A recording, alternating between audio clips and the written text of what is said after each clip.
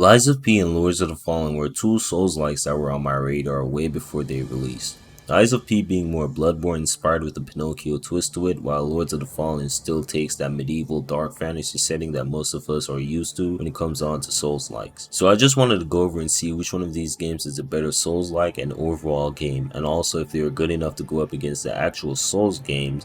Also, before I get into the video, drop a like for a brother. Like, come on, man. The button is literally right there. There were a lot of Souls-likes or Souls-inspired games that released this year, some being decent to great and others being kinda shit, not gonna lie. However, there are two that stood out to me the most, and that's Lies of P and Lords of the Fallen. You see, while the other Souls-likes or Souls-inspired games that came out recently were just a bit inspired by the Souls games, nothing too crazy, only taking some inspiration from like the combat or level design. These two felt the closest to being an actual Souls game, while still feeling like their own thing. Speaking of their own thing, these two games have a defining mechanic or system that separates them from being called just another Soulsborne copycat. For Lies of P, it's the weapon modification system where you can, apply different handles onto blades or vice versa. And for Lords of the Fallen, it's the Umbral Shift mechanic where you can basically switch between the world of the living and the dead. Similar to that one mission in Titanfall 2, except that has to do with time travel and shit, so whatever. Also, I feel like Lords of the Fallen takes more inspiration from the traditional Dark Souls type of combat, while Lies of P is a mixture of Sekiro and Bloodborne. Before I start really comparing these two games, let's talk about each of them first. In Lords of the Fallen, you play as some guy who gets chosen by a lamp that can shift you between the worlds of the dead and the living. Now it's up to you to take down the demon god known as a deer by activating some beacons or whatever. Yeah, I don't really know what the fuck is going on. The lore isn't really that upfront. Now, in Lies of P plays a puppet called Pinocchio, and it's up to you to defeat a bunch of other puppets that's now on a frenzy killing people and to find out who is behind all of this. While doing so, you find out some plot twist or shit like that. Again, I'm not super good with lore. But yeah, that's the basic premise for both of those games. You know what? Fuck the lore. Let's talk about the things that I liked about. Let's talk about the core foundations of these games, which is the art style, the weapons, the combat, level design, and bosses. Let's start with Lords of the Fallen's art style first. You see, while I'm kind of getting burnt out on the whole dark fantasy medieval setting thing, I can still appreciate it. I like the way you can basically see the beacons shooting up in the sky and the fact that you can go to each one by foot. Also, the graphics are pretty good too. Also, the Umbral world looks like Scorn, which even though I never really played that game, it's still cool to think about. Now, Lies of P art style took a more Bloodborne-y approach. Well, Bloodborne mixed with some steampunk elements with some magic on the side. Everything seems industrialized, and this type of art style is something that I prefer. However, I'm not using this preference as a way of saying that it is better than Lords of the Fallen's art style. But still, in the grand scheme of things, I think some of the later levels in Lords of the Fallen stood out to me a bit more than Lies of P. But both art styles are pretty good, and I still low-key prefer that type of art style that Lies of P went for instead of the whole, medieval dark fantasy setting. But Lords of the Fallen did have some pretty dark but beautiful levels, so I have to go with that. Again, that's just my personal preference. This is not being used as like, to say, oh, art style, this one has a better art style than that. No, that's just my personal preference. The weapons. Lies of P doesn't have the same amount of weapons as Lords of the Fallen, but it did something that made me wish more Souls games and Souls-likes implement some sort of weapon customization system. The fact that you can alter weapon handles in Lies of P is a great addition because it gives you option to play with builds without having to reset your stats or start a new game.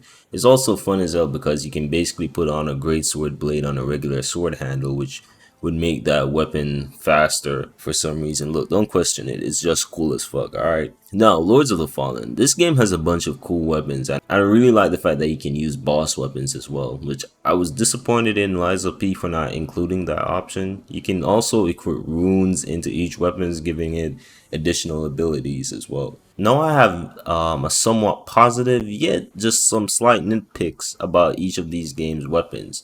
On one hand, while I really love Lies of P's approach, I realize that playing the game over again doesn't really hit the same since you only have a small amount of weapons to mess around with. And the fact that the weapons like great swords are kind of shit since they're slow as hell, like really slow. Also the fact that you can't use actual boss weapons kind of suck. And by actual boss weapons, I'm talking about the weapons that the bosses use, not some weird thing you buy with their boss souls. I don't know. However, the fact that you can mix match weapons and handles is pretty great. And for Lords of the Fallen, I really like how much option they give you. But after a while, you realize that, oh, this is a new greatsword, but with the same exact animation as the other ones.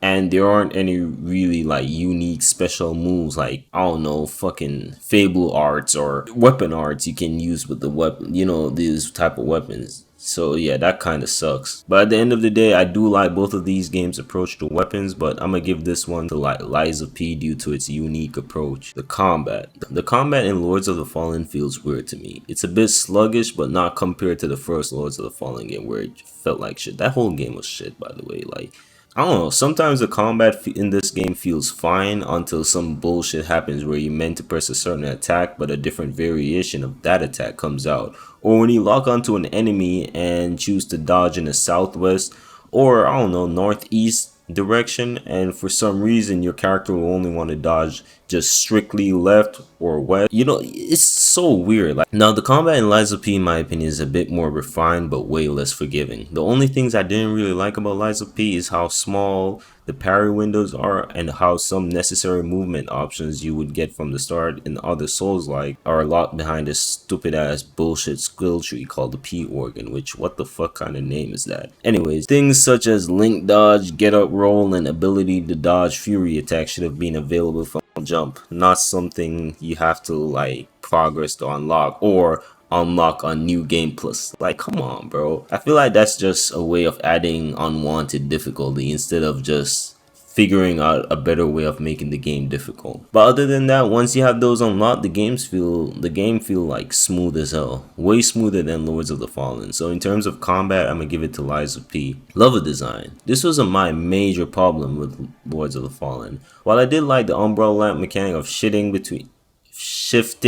between worlds to go to new areas and to solve environmental puzzles, it did feel a bit tedious at times because honestly the game seems to want you to always be in Umbral mode or Umbral realm, which isn't a bad thing other than the fact that if you spend too much time in Umbral, the enemies will never stop spawning and you will eventually get chased by the Scarlet Reaper, which is your sign to leave. To be honest, making the Umbral that difficult wasn't my full issue because it's kind of cool to be on edge and knowing that, oh, if I stay too long here, an impossible, unkillable enemy is going to arrive. However, the over-reliance on the Umbral mechanic gets tiring after a while, especially for me since I'm not really a fan of the whole dark and bland looking areas in video games.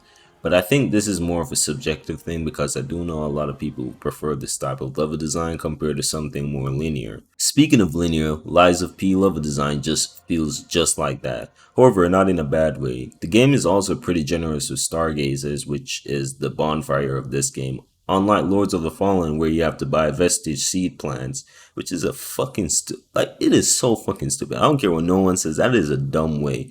They could have just said, you know what? Let's be generous with the save point system, but nah, they said, you know what, to add more difficulty, or not even difficulty, just to add more annoyance, let's just make the players buy them. Buy vestige seeds or whatever to find. Like, come on, that is so dumb. Whatever. So again, these type of level design is completely subjective. However, I do prefer Lies of P approach more than Lords of the Fallen. However, again, I do think that if vestige seeds weren't a thing and they give you more save point options, I would have preferred Lords of the Fallen level design a bit more. So I'm not going to give a point to any because again, this is a subjective thing. Now, finally, the thing that can make any Souls-like game go from okay to great is the bosses. The bosses, in my opinion, can make these type of games go from a 6 out of 10 to a 7 or 8, at least for Souls-likes. Let's start with Lords of the Fallen. I think the bosses are kind of mid. Not saying that all the bosses were bad, because there are some of them that really stood out to me, and that's Pieta, which is technically the first actual boss of the game, Dervla, which is Melania's and Artorias' love child, and the judge. But holy shit, the rest of the bosses just felt so mid, especially like spoilers, the final boss. Bro, this guy was so hyped throughout the whole game just for him not to even fight. I don't know what his cult do. They just run around, you have to fight them, and they don't even attack you. They do. They throw fire bombs at you. But most of the time you literally get damaged by just fire based attack. Bro, this whole boss fight is so dumb. The worst boss fight in a Souls like ending, the worst final boss fight in a Souls like ending. I feel like if the game didn't reuse most of the bosses as later enemies, I would have been fine, but it really kills the uniqueness of each encounter when you know that you'll see the debuff version of that boss later on in the next level. Also, I feel like when it comes down to boss cutscenes and presentation, it doesn't seem that good to me. Like, it doesn't have that cool factor. For example, take these two bosses, for example. By the way, spoilers. Spoilers for like two super late game bosses from Lies of P and Lords of the Fallen. The first boss is from Lies of P and the other is from Lords of the Fallen. I want you to look at this and tell me which looks cooler.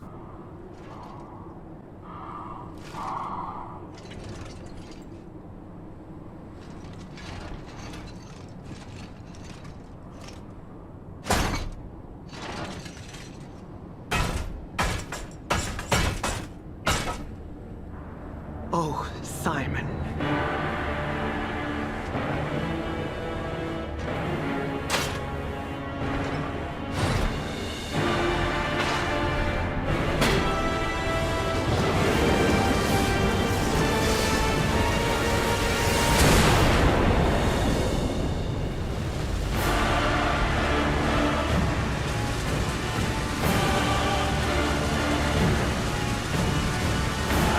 Your sword, like Sasia, swears to protect this tower.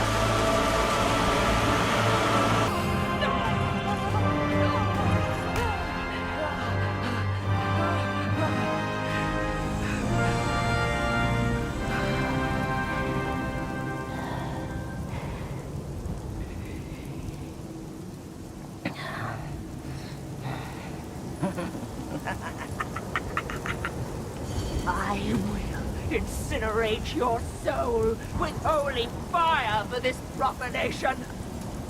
Yeah! Lowly blasphemer!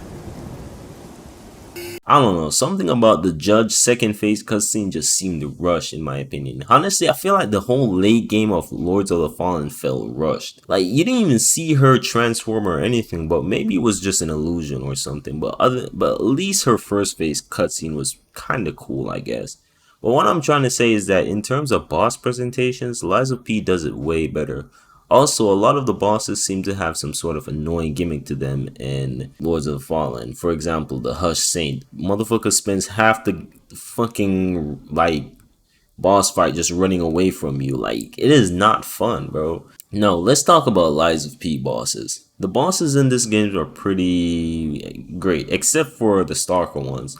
These guys are just buffed up NPCs. They're not bad, but as bosses, they're really mid. However, apart from those guys, the bosses in Lives of P are really good and presented better than the ones in Lords of the Fallen. However, Lords of the Fallen does have more cooler looking bosses because of their designs or whatever. Cooler than Lies of P at least. Don't get me wrong, Lies of P have some cool looking bosses too, like Lexasia, Romeo, Nameless, and Scrapped Watchman. But in terms of coolness, Lords of the Fallen takes the win. However, in terms of balance and presentation, Lies of P also gets the edge. In my opinion, I'm gonna go with Lies of P due to how better the bosses felt presentation wise. So overall, I do prefer Lies of P compared to Lords of the Fallen, but I also think that Lies of P is the closest I've seen a Souls like come to actually feeling like a Souls game. But at the end of the day, while these games are for the same target audience, which are people who like Souls likes and challenging RPGs, there's still somewhat of a split, because if you ask me which one to get, I would say it depends, because if you prefer exploration and getting lost in like a dark and beautiful world, then go with Lords of the Fallen. And if you prefer just straight up action and linear like level design or whatever, and really want something a bit challenging, then go with Lies of P. So it's up to you to find out. And again, both of these games are amazing in their own right. If you want to hear me talk about Lies of P, I did make an in-depth analysis on it, so be sure to check that out one night. Also, if you enjoyed this video, be sure to leave a like and subscribe if you want more content like this.